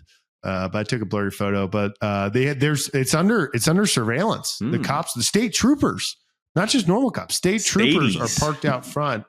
So they're worried about people coming in, getting the monkeys? Well, was it 63 or 43 monkeys? I already forgot. Whatever. It was 43. It was 43. Okay, they're missing 2, so they have 41. Oh. Yeah, they have 41. And my sister's telling me that people in North Carolina are saying that there's monkeys up there. And I'm like, I don't think that's true, but I like it. Just like non-related monkeys, but like maybe. I want to take one to California and just, let it spread. Anyway, there's your monkey update. Good monkey update. But Thanksgiving was good? Yeah, it was good. Had that turkey. Dad put it on the smoker. It was good. Had some collards. It was short. We got in, I guess technically we got in. Is that a South Carolina staple Thanksgiving side? Collards, yeah. Really? Yeah, it's kind of a South Carolina every holiday staple. Fair enough. You take that ham hock, boy, throw that thing in a pot, and then you put the collards in. And then when you get that collards going, you put a couple of onions in there. You chop the onions up and you pour in the chicken stock, boy. And then if you would then like the way that ham done taste, you done fry up a little bacon and then you cast iron skillet from the Stranko and you pour that grease back in there, boy. And if it ain't tasting right, you add yourself a little bit of salt and some of the pepper. You know what I'm saying, boy? Yeah. That was Jamaican, Gullah. New Orleans. It was Gullah. Oh, Gullah. It was Gullah. Close my eyes and I go, is that Miss Broggi? yeah, basically. That's how she said. Yeah, I got a lift in down there. Ooh, hell yeah. I did some deadlifting. We did Mom's home gym review. If you didn't see that on YouTube, I need to go check it out. Yeah, it's actually, I think it's fun. There's some car talk with Dad at the end. Yeah, good video. Oh, yeah, I think you'll enjoy it. Yeah, it was a good trip. Yeah, it was short, but it was good. Anytime with family is good. True. Especially before you're going down range. What about you, Trey? I'm hoping you guys record a couple episodes without me just so you can say, for the FDO downrange. I mean, I'm in. Yeah. Who's your FDO? I just want to be known as the FDO. I'm not the FDO, but I just want to be that. My FDO is Second Lieutenant Ring from New Jersey, but is somehow a Browns fan of Asian descent. Awesome dude.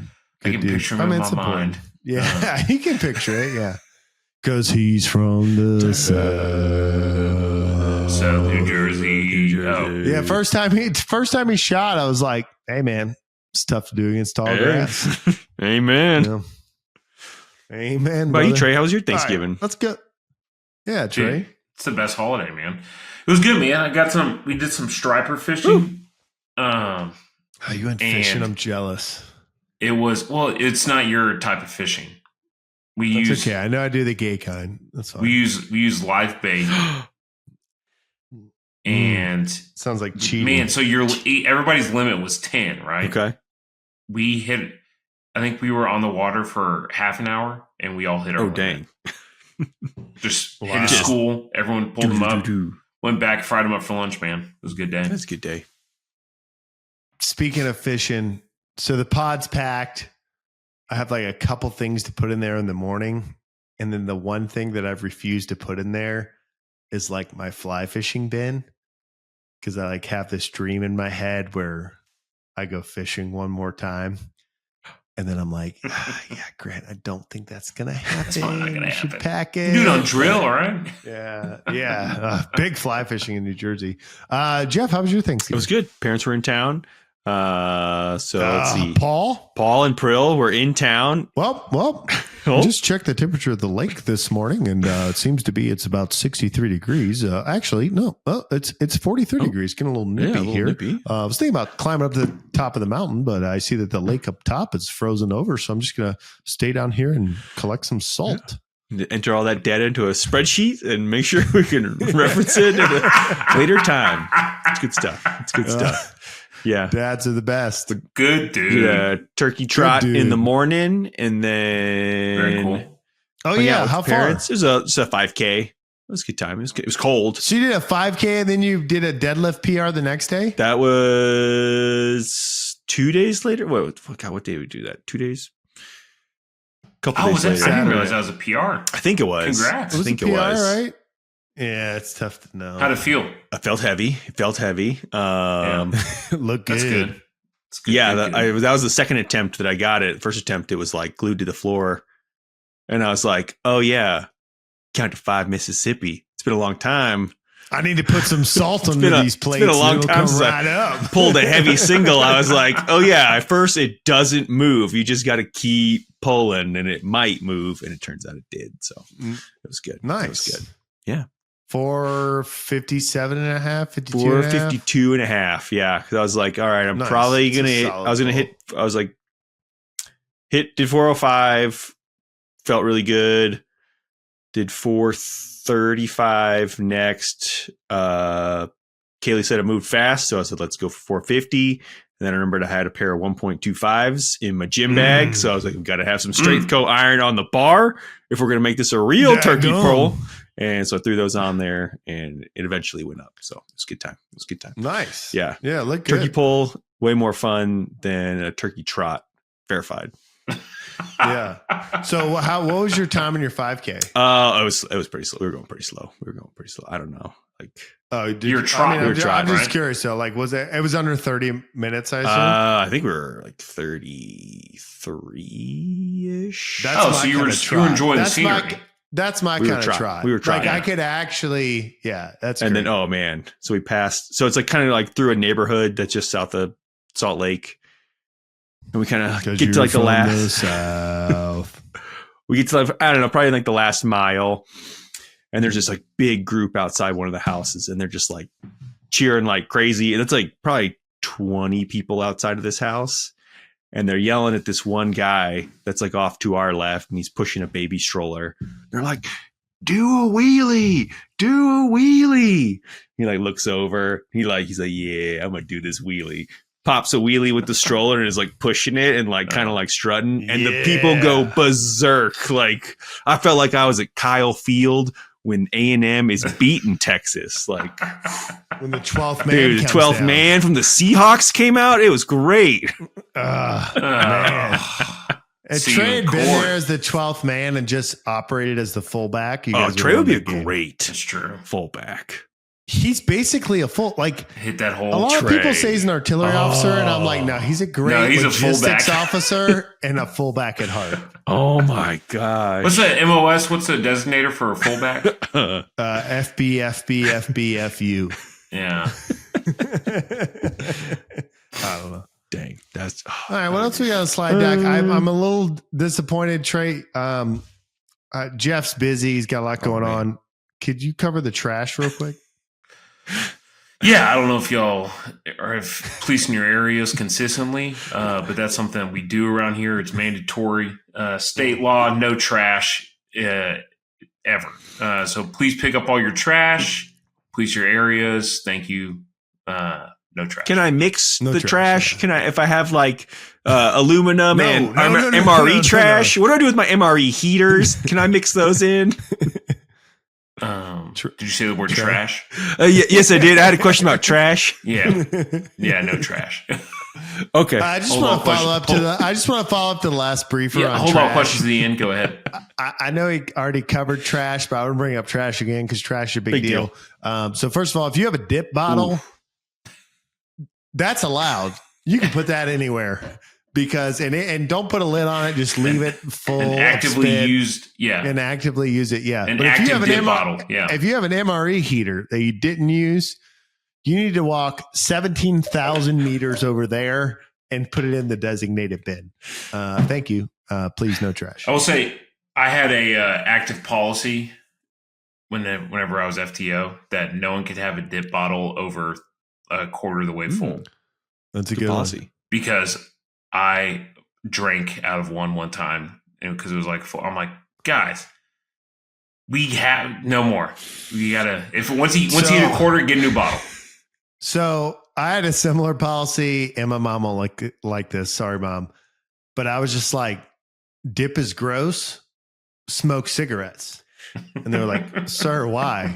I'm like, because I'm never going to accidentally drink your cigarette. That's true. Just smoke cigarettes and get your nicotine fix, and it'll never spill on the charts. True. You might burn the charts, but that's okay. Fix that. And you look cool. Just smoke. Yeah. You look so much cooler. Like, who wants to be a guy with a big wad in their mouth spitting stuff big old out? horseshoe. Cigarettes.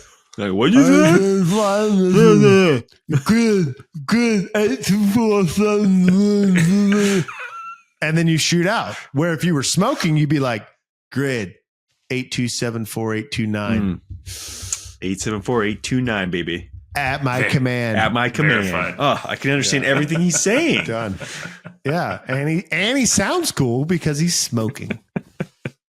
Anyway, I did have a moment at home. Now my mom's really going to kill me. I had an uncle that smoked for a while. I won't name his name, but he smoked for a while. And my dad smoked the turkey. And it's always like, this year I'm doing this with the turkey. This year, it's always like, it's like a big turkey extravaganza. It's every dad. It's perfect. It's like exactly what you want from your family. That's just like a turkey story. So he smokes his turkey and he brings it in the house. And I just open the door and I smell the smoke and I smell like collards and sweet potato pie. And it all hits me.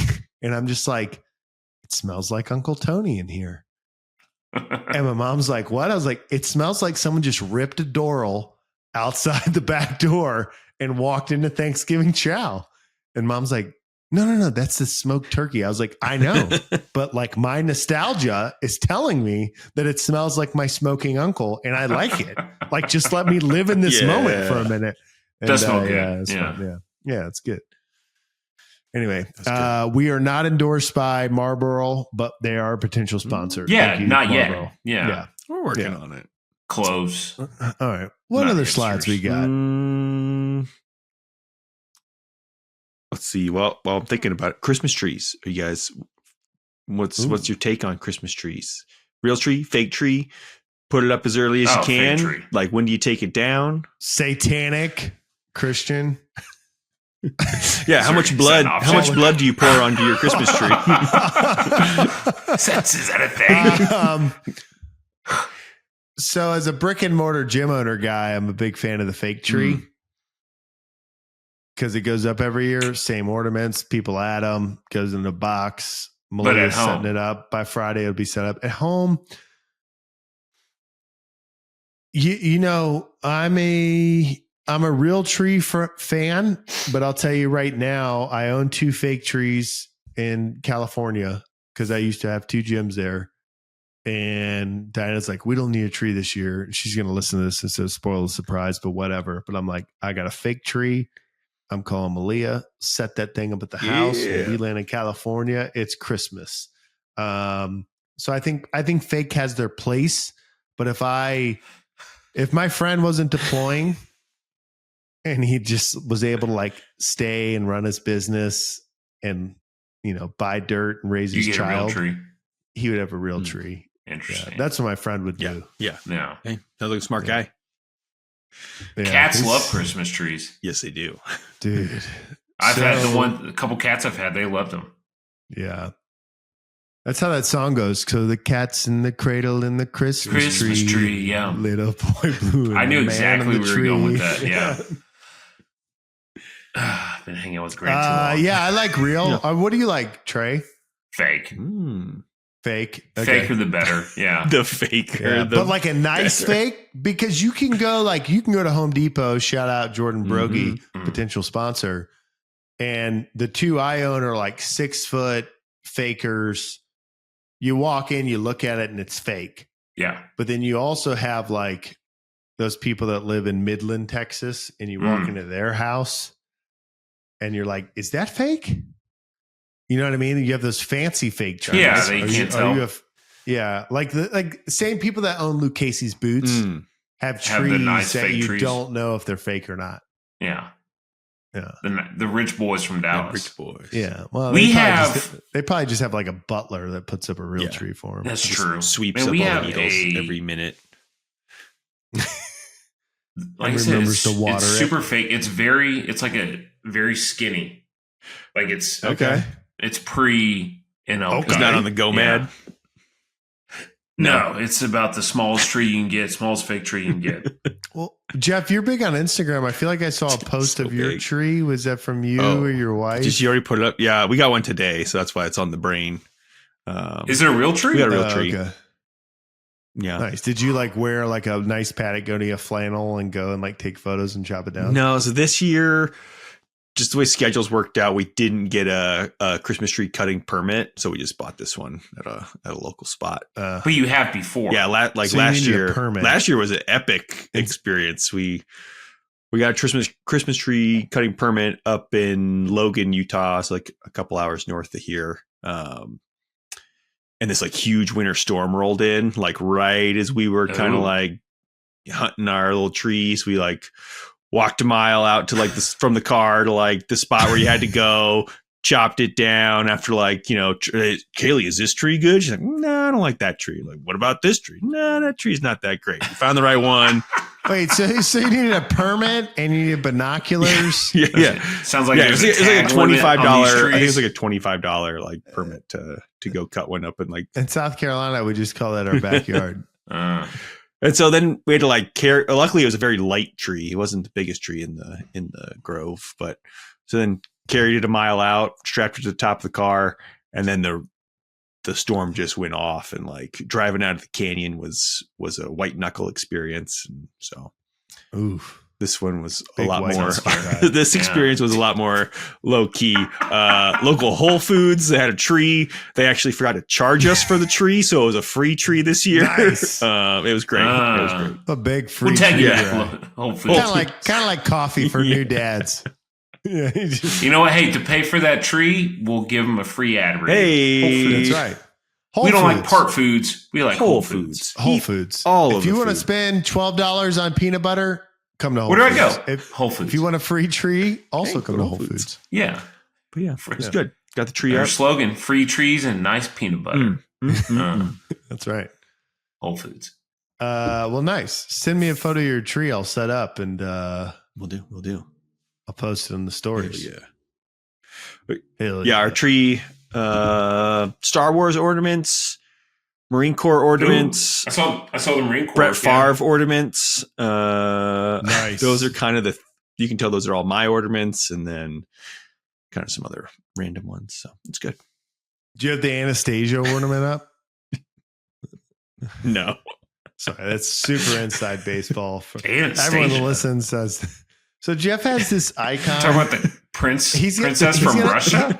He's going to explain it in a second. He has this icon. You know how like when you know someone for a long time, like before Apple had icons, you have their Google icon. Oh, yeah. Okay. Jeff has this icon. I don't even know what Anastasia is, and I don't think I've ever seen it. Fantasia. She was a real person. Fantasia. Two different things. But Jeff's logo, when he calls me, I think it's Anastasia, which is actually Fantasia, but it's actually Star Wars. What is it, Jeff? Can you show the screen? Ooh, yeah, that one. Get that glare. There you go. It's like the original, like A New Hope. Okay. Darth Vader's head in the background and Luke and Leia. So it's not Fantasia. It's not Anastasia. It's just a Star Wars. Yeah. The benefits of being homeschooled. You know. Gum. I should say real quick, Jeff was gone last week, but Tim Bain next morning stopped by. Great guest. So it was Good great dude. to see him. If you didn't listen to last week, good dude. If you didn't listen to last week's, go listen to it. History buffed, father of two, Army major, Intel type. But yeah, he was coming down. His wife, he's with his family, but his wife's family lives here. And so he came down, and it was just funny because we recorded it, late like we do. And then the next day at like 10 a.m. he was here, and he literally met me at BW Tax. The one day that BW wasn't there, don't worry, he had a warm body inside. But yeah, it was great to see him, and it was fun. And I was like, dude, if I knew known you were coming, we could have just recorded it when you were here. And he was like, yeah, no, that was good how it was. So yeah. Tim Bain, good dude. Better at Intel. If you need, some say, if you need an Intel report, good career planner, call Tim Bain. Yeah. If you need lifting advice, talk to Coach Broggi. Yep. And if you need tax advice, Trey, who should they reach out to? BW. And if you have a head that's unprotected, who should you call, Trey? Mr. Helmet.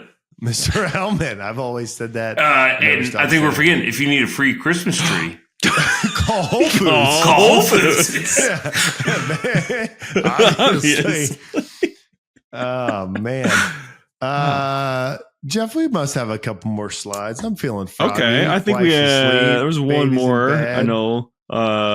Trey posted this one. I mean, don't forget my save rounds. But that's after the last slide. I think this might be the last. Well, more. All right. Talking about what a MEU is, a Marine Expeditionary Unit. So we got a lot of listeners that are Marines. But we got a fair number of Marines or listeners that are not Marines or like familiar. We have a fair number of Marines that don't know anything. Don't know anything, or have never been on a MEU, like the good major here, and my buddy that's about to go on one. Shout out to your buddy. So, why don't you give a 25-second summary of a MEU, and then I have some questions. Okay. Marine Expeditionary Unit. That's what MEU stands for. Think about a regimental size element of Marines, so upward to like 1,200-ish. 3 elements. You have your ground combat element, your logistics combat element, and your air combat element. So that comprises the special purpose, or a MAGTAF, a Marine Air Ground Task Force. So basically, it's spread across 3 Navy ships, and they can go fulfill a wide variety of missions: crisis response, disaster relief. We got to go do an amphibious landing somewhere. We got to go get people out of an embassy.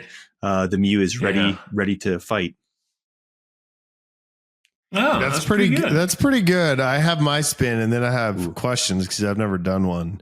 But what I've always said, and what I like to say, is that this guy said it best.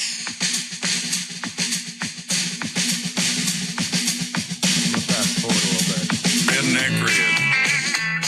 He asked my girl she'd like to dance. He had 3 buddies, so I had no chance. I looked around the room for a friend, and I saw Fred. A quick evaluation of the situation. We entered into a conversation that seemed to last the better part of the next 2 songs.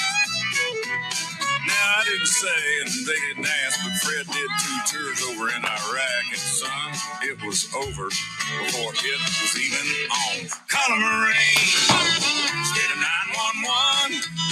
They're built to improvise, adapt, and overcome. Yes, sir. That's what we listen to now instead of the Marine Corps hymn. Yeah, that's what we should. All right, R.I.P. Toby Keith doing the Catholic cross here. Rest My in family's power. Catholic. Last family, not this one. Sorry, that was previous funny, life. Trey. Yeah, previous life. What I would say, Jeff, and then I'll get into some details because that's what I'm going on as a MEU. But I think the nice way to explain it is there's a force in readiness. That's the purpose of the Marine Corps, is to be ready for anything to happen.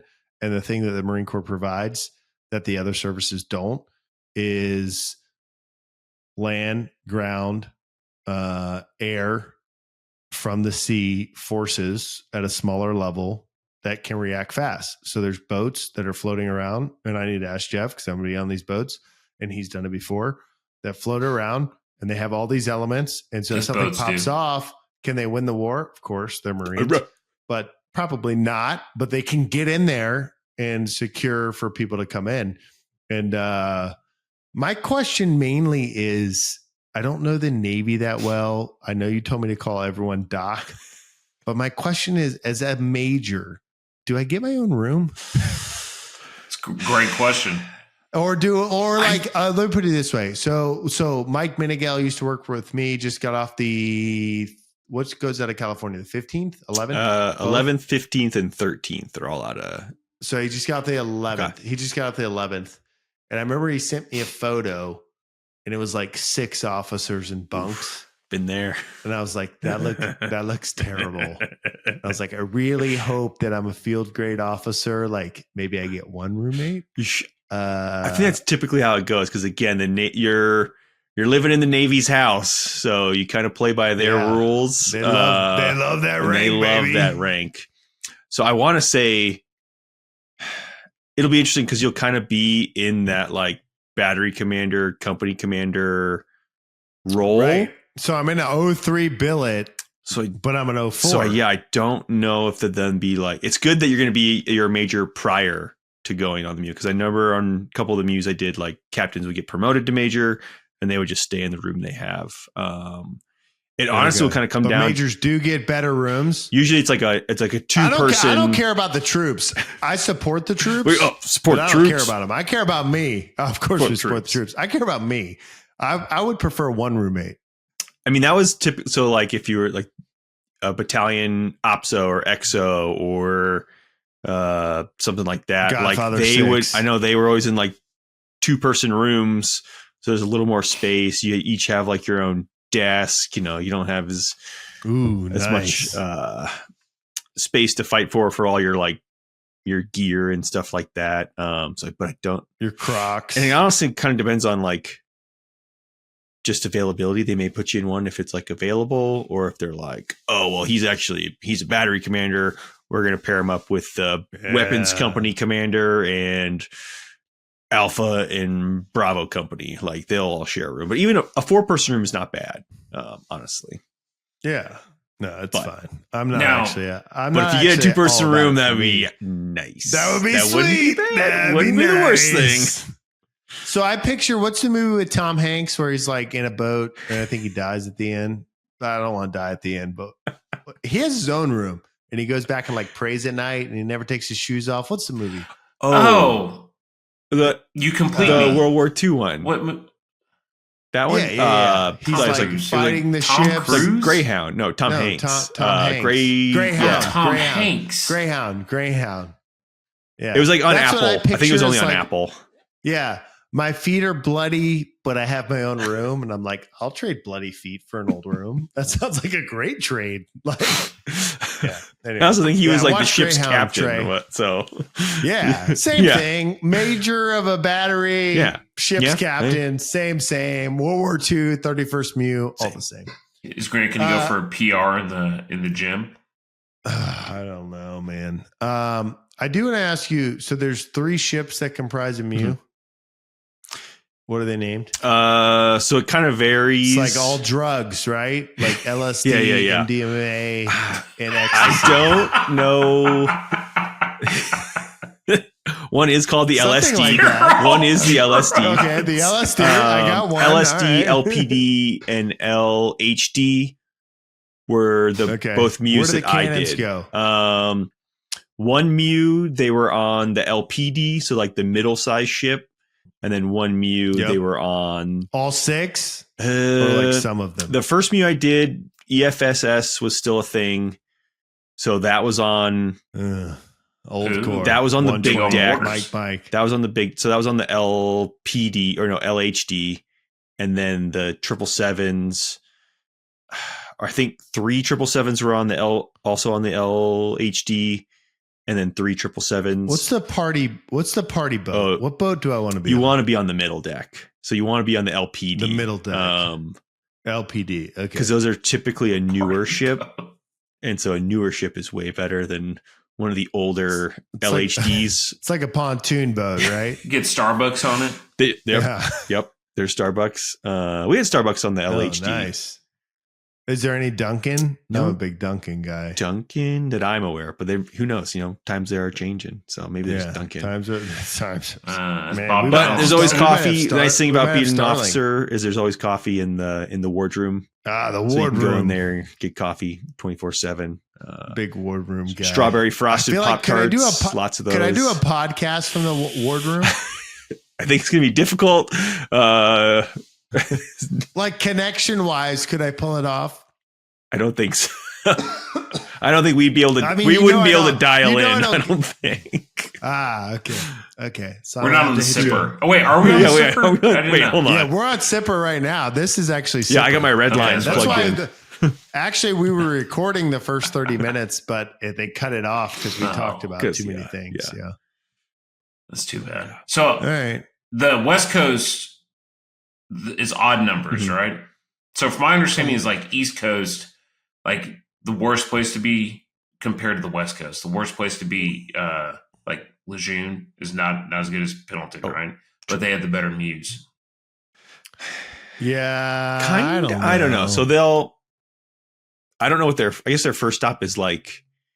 thought it was like is like Italy or Rota, something like Spain. that. I think is their first stop. And then they hit the Mediterranean until there's probably port calls like in Greece or somewhere or Italy. I also think this changes a lot with age. So like the 31st to this day, I've told Marines about my buddy that's going on the 31st Mm-hmm. that have been out for years. They're all like the 30 worst. And I'm like, honestly, it sounds like the 30 Honestly, best. yeah. Like I'm going to spend 2 months in Japan, only a few months on ship, and then 2 months more in Japan. Like the odds of dying decrease dramatically if I'm in Japan. This sounds fantastic. But like, what's the Australia? We're doing Australia. The 31st MEU does the Southern Patrol. And I can say this unclass. But That's Jordy, on just put it. Just put CUI in the bottom and purple. Because when it's on briefs, no one knows what it means. Just Jordy, you don't even have to make it float. Just put it on the bottom and it stands there. And it just says it's purple. And in white letters, it says CUI. Oh. And then everyone will ask, wait, why is this brief CUI? And it's like, well, technically, if we talk about the number of troops, it's CUI. But anyway, we're doing is the it Southern, Darwin? We're doing Darwin can be its own exercise. Talisman Saber, you can Google it. That's like basically they take the MEU from Japan and you go south and you become a shellback and you go to Australia and you have one exercise name, which is Talisman Saber. Anyone can Google it. It's open source. And then you float back.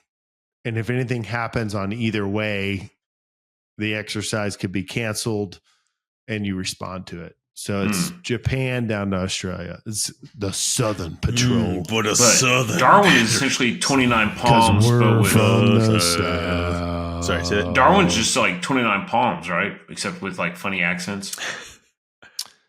I've heard a lot about like Australian women. Did you go to Australia? No, Jeff? it was like always the big rumor every time. Like, we're going to go to Australia. We're going to go to Australia on the way back. The ship's captain, he really wants to go to Australia, so we're going to Australia. Yeah. We didn't go anywhere near. So they Australia. say that in Australia, as the ships get in, that the hookers. Sorry, Mom, but it's just facts. The hookers write their numbers on tennis balls and throw them onto the boat. And so all the sergeants major are like, oh, we're going to Australia. I'm going to bring a tennis racket and hit them back so none of my devil dogs get in any trouble. But yeah, apparently Australia, it's like Japan allegedly doesn't enjoy us being there all that much. True. But I don't think that's a secret. Yeah, Australian women enjoy a bunch of Marines coming in. But yeah, I don't know. If I had the choice between Japan and Rota, Spain, I would probably pick Rota, Spain. Personally, I as a vacation. Well, that's okay. If you had a choice between spending 6 months on a boat versus 2.5, what would you choose? Do I get my own room? Nope. Room's the same. Let's just say it's a 2-man room. But in one scenario, you're on a boat for 6 months, and in the other scenario, you have your own room in Japan. There's so many I got one thing I can throw Trey. I would do the two. I would do the shorter. But what if I told you, Trey, there was a rewards program that Whole Foods for riding on ship, also known as CPay. You get a little more CPay. I'm taking that barracks time, baby. CPay's not actually that awesome. I know what Ibos would pick the Ibos would take whatever was the worst possibility. True. No, yeah. True. Just be like, this sounds terrible. I'm in. I mean, he's a the MEUs out of San Diego, you basically get 2 trips to Hawaii. You get one on the front end, and you get one on the back end, and then whatever. Oh, okay. So that changes things. That's what Mike just got. Yeah. All right. What else we got on the slide deck? Probably covered it during college football, but I had Oregon fans in there. It's very all Oregon fans are the same. They all wear flat brim camouflage Oregon hats and like a t-shirt and jeans, and like they are very just like excitable. I don't know. They're just like they're a very distinct type of fan. There was one sitting at the bar that we were at the other night when we wanted to watch. They're also Seahawks fans. Yeah, basically the same as Seahawks fans. Yeah. You just swap out the Seahawks thing for an Oregon hat, and it's the exact same guy. That's true. That is a good point, Trey. You said you sat by one at the bar? Yeah. Oh, yeah. And there was like the Oregon Washington game was on, and there was one TV in this like hotel lounge bar, and I was like, well, I want to watch the Texas A&M Texas game, because at that point it was still, Saw varsity's horns off. Bum, bum, bum. Saw varsity's horns off. Not a short horn. Saw varsity's horns off. Short. And then you just go. And you just go right back into it, right? Well, then you saw them off. So then you say varsity's horns are sawed off. Dun dun dun. It's totally normal, man. Yeah, you're telling a story. Yeah. I like That's it. fun. I want to saw them off. They are sawed off. Hey, yeah. I know a lot about it. I know a lot about A&M. For a guy who dogs on him, you know more about A&M than I do, I think. Hey, I was nice about it. I just said it was weird. It's like, with all due respect. Yeah. With all due respect, what the actual that's good. Yeah, I don't know about Oregon fans. It is funny, Jeff. Cool stadium. And I'll tell you this, in Utah, it is funny being in the South, and I'm about to be back in the West, that like I never see an Oregon fan. I never see a Washington fan. And it's like everything. I mean, today BW helped me. I had like my dad helped me move all the big stuff down, and I had like one last dresser that I was like, oh, we do have room for this. So BW came up and helped me move it down. And then we went into the hotel next door, and we were hanging out, and we were talking about the Gamecocks, and someone was like, we deserve to be in. I'm not trying to eavesdrop. And I look at her, and she's like wearing all black with garnet like high heels and like a garnet headband, not like a headband like I just worked out. Like a type, whatever. Do-rag. And I was like, yeah, do-rag. No, the bartender was more of like a do-rag type. Okay. But yeah, and she also is pro Gamecocks, and it was just funny because I've said it on this podcast before, and I'll say it again.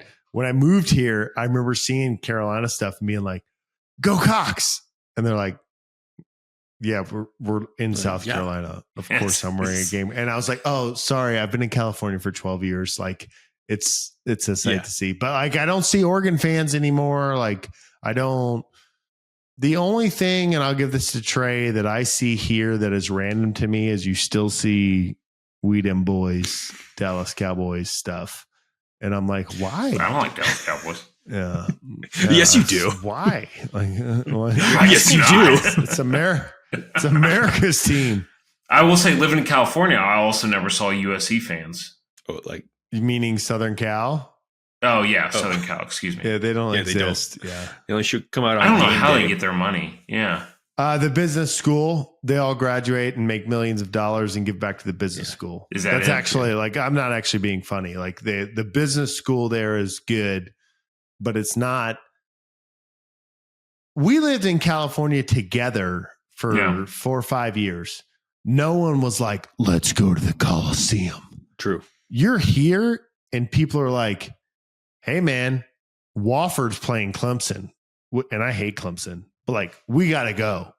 I'm like, no, we don't. I hate Clemson. And they're like, no, but like, there's a college football game 30 minutes from you. It's a different environment. And I've always thought this, the West Coast, the beauty of it, why would you care about it? If you're in the South, you just ate collards and smoked a pack of Dorals. Like, let's go watch a college football game. Like, what else are we gonna do? A great breakfast. Yeah, I was like breakfast. South Carolina, just go have breakfast. Throw it on a cast iron. Oh man, yeah. Buy the cast iron pan. We hit Mr. Helmet. We hit BW Tax. I played an ad, the worst one ever. Steven Garcia. We getting slides. And that left. is it, gentlemen. Over to Commander's comments, saved rounds, alibis. Any of the outlying stations have anything for the group? I'm just going to leave the net open for a minute to see if the outlying stations are here.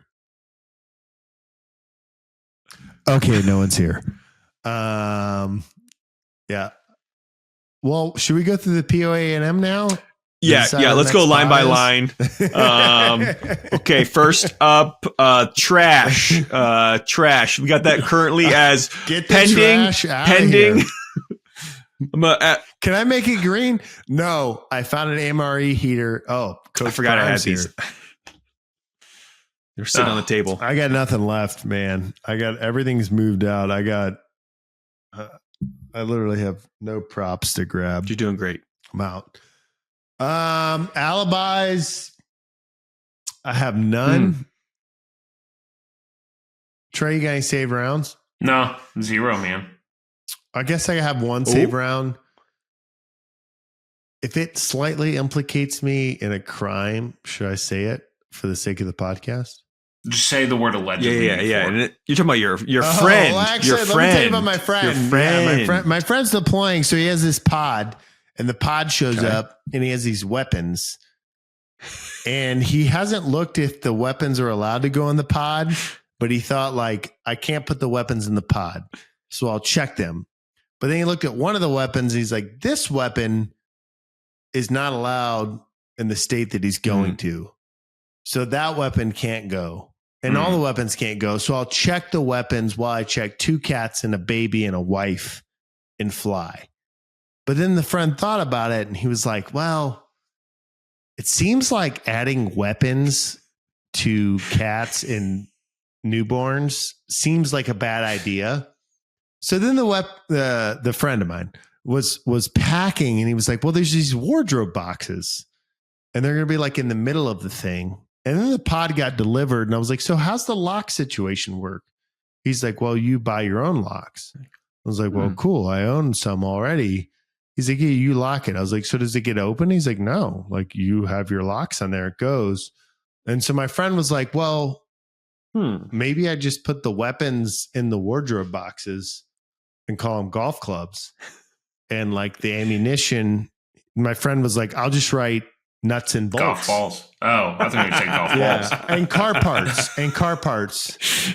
And so he just labeled everything randomly and put them in random places, like in the middle. And my friend's hoping that's going to work out. So your friend should have disassembled. He should have Johnny Cashed it and just disassembled. So the friend did disassemble the things. I think your friend's okay, and just be like, that's not a weapon. That's just a bunch of useless parts that I found on the road. Like, oh man, in this random suit jacket that he hasn't worn in 6 years that for some reason he's packing, there's a firing pin. And in this random shoe that he hasn't worn. Your friend's all set. Yeah. Yeah. I think your friends will be fine. Yeah. And then if for some reason your friend gets into trouble, just deny, make counter accusations. I feel like I would just say like, that was my friend. Yeah. I hired a friend to pack. Those are my friend's golf clubs. I'm deploying. Oh, by the way, look at this newborn. I've done nothing wrong. There you go. Yeah. Your friend's all set. Yeah. I'm just going to tell my friend the biggest crime he's committed is taking free coffee from the hotel lobbies. That's true. Yeah. Anyway, this point of the show, we usually sometimes, not always, have a guest and we coach them through the okay. We have no guests. So I'm just going to say guidons. Okay. All right. We got that done. And then Trey, why don't you take us down for a landing? All right. This is episode 049 of the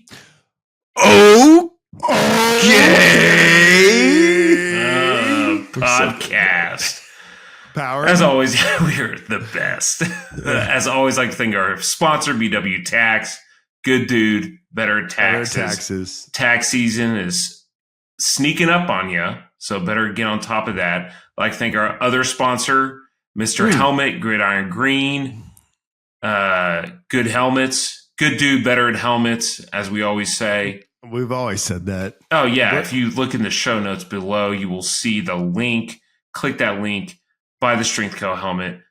Buy any helmet you want. Big helmet for big heads. Small helmets for small heads. Let me see. What else? We got a new cast iron pan coming out. Use code OK with an exclamation point. Get $19 off. There's 300 in stock. 300 listeners. If my math, like 220 in stock, and it just went live today. Oh my goodness! So you're going quick. I hate to say things are flying off the shelf, but they're flying.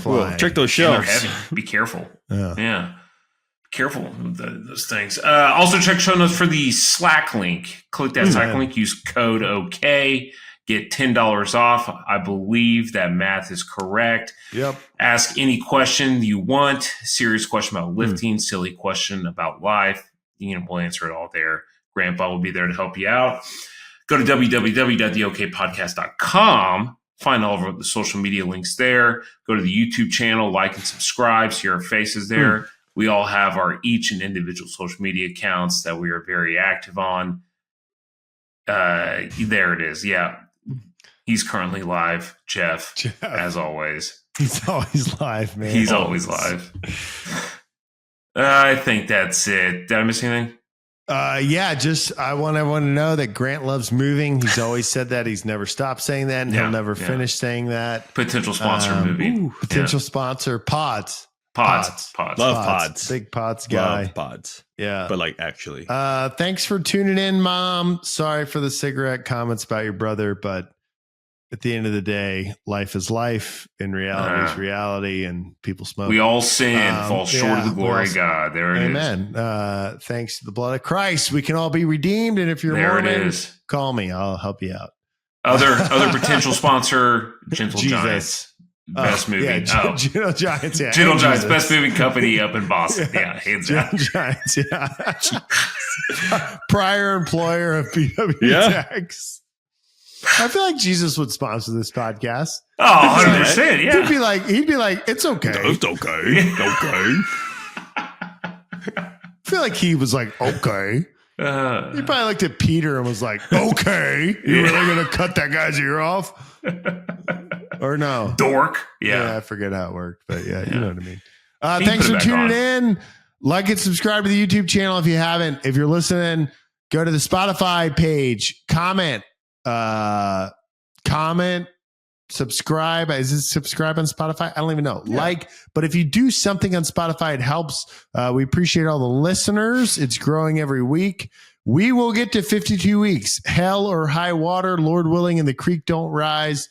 We will get there. And then we may have a slight drop off, but we will show up in your feed. Thanks for tuning in. We'll see you next time.